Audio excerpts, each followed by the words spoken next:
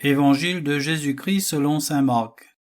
En ce temps-là, dans son enseignement, Jésus disait : « Méfiez-vous des scribes, qui tiennent à se promener en vêtements d'apparat, et qui aiment les salutations sur les places publiques, les sièges d'honneur dans les synagogues et les places d'honneur dans les dîners.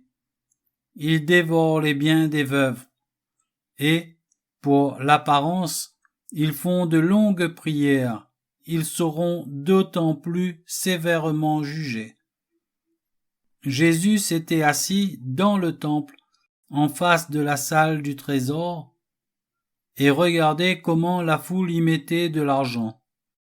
Beaucoup de riches y mettaient de grosses sommes.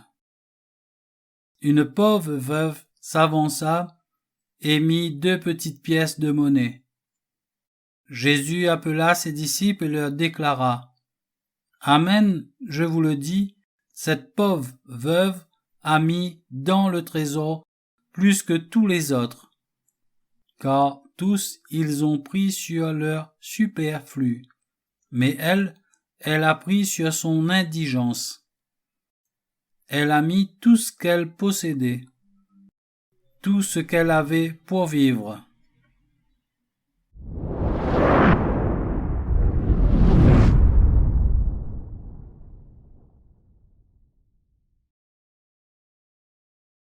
Le livre du ciel, tome 14, 9 octobre 1922. J'étais dans mon état habituel et mon toujours aimable Jésus vint plein de tendresse.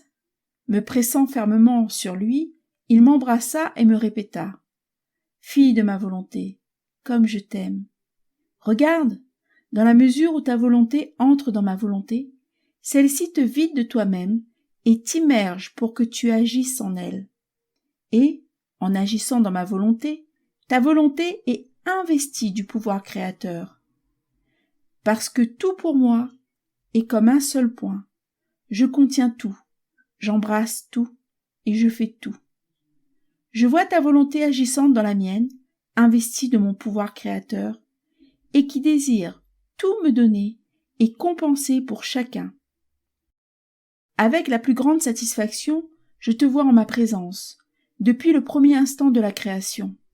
Laissant tous les autres derrière toi, tu es placé à la tête, comme étant la première créature dont la volonté n'est pas en rupture avec la mienne. Tu m'accordes l'honneur, la gloire et l'amour, comme si la création n'avait pas quitté ma volonté. J'aurais voulu qu'il en fût ainsi pour le premier homme. Quel plaisir, quelle satisfaction j'éprouve. Tu ne peux comprendre cela. L'ordre de la création me revient restauré.